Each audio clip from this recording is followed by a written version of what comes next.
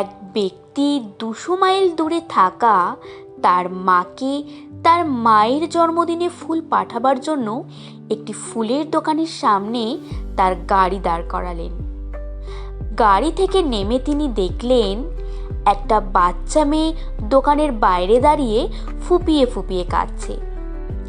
তিনি তাকে জিজ্ঞেস করলেন, তুমি কাঁদছো কেন? মেয়েটি উত্তরে বলল, আমি আমার মায়ের জন্য একটা লাল গোলাপ কিনতে চাই, কিন্তু আমার কাছে মাত্র 10 টাকা আছে, যেখানে গোলাপের দাম 20 টাকা। লোকটি হাসলেন, বললেন, এসো আমার সাথে, আমি ফুল কিনে দিচ্ছি।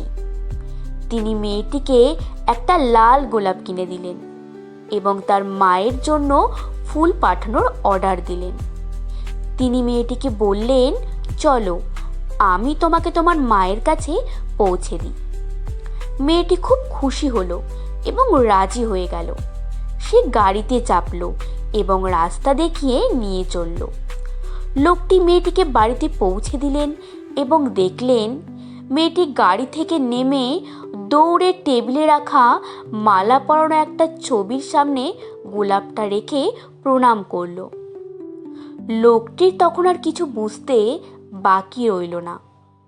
লোকটির 2 চোখ জলে ভিজে গেল। তিনি গাড়ি ঘুরিয়ে ফুলের দোকানে এলেন। ফুল পাঠানোর অর্ডার বাতিল করলেন, কিছু তাজা ফুলের গোছা কিনলেন এবং 200 মাইল দূরে মায়ের কাছে যাবার জন্য গাড়িতে স্টার্ট দিলেন। বন্ধুরা, আপনার প্রিয় ব্যক্তিকে কৃত্রিম ভালোবাসা জানাবেন না। ঠিক সময়ে তাদের ভালোবাসা ও শ্রদ্ধা নিবেদন করুন, নয়তোবা অনেক দেরি হয়ে যাবে।